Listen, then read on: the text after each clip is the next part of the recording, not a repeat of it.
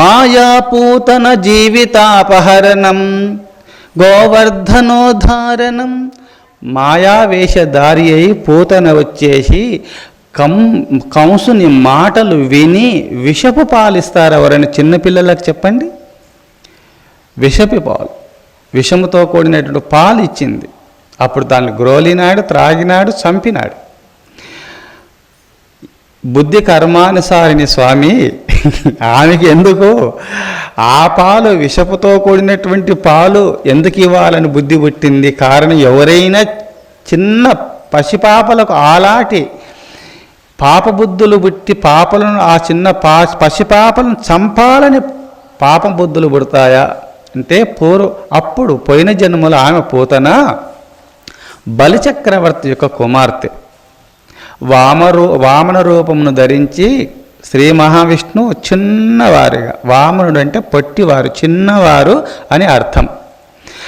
ఆ బలిచక్రవర్తి దగ్గరకు వస్తుంటే ఈ చిన్న పిల్లవాడు ఎంత ముద్దుగా ముచ్చటగా ఉన్నాడు, ఎత్తుకొని పాలిస్తే బాగుండు కదా అనుకుందంట పూతన. అప్పుడు మనసులోనే వరం ఇచ్చినాడు, ఇప్పుడు కాదులే, నీకు రాక్షస గుణాలున్నాయి, అందుకోసము వచ్చే జన్మలో నేను కృష్ణావతారం ఎత్తినప్పుడు అప్పుడు నాకు పాలు విత్తులే అని ఆ విధంగా వరం ఇచ్చినాడు.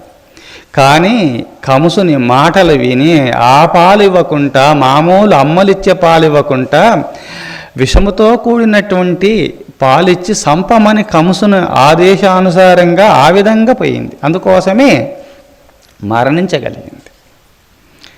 కానీ భగవంతుడు ఏదో విధంగా మాట అన్నాడు కావున ఏదో విధంగా పాలిచ్చింది.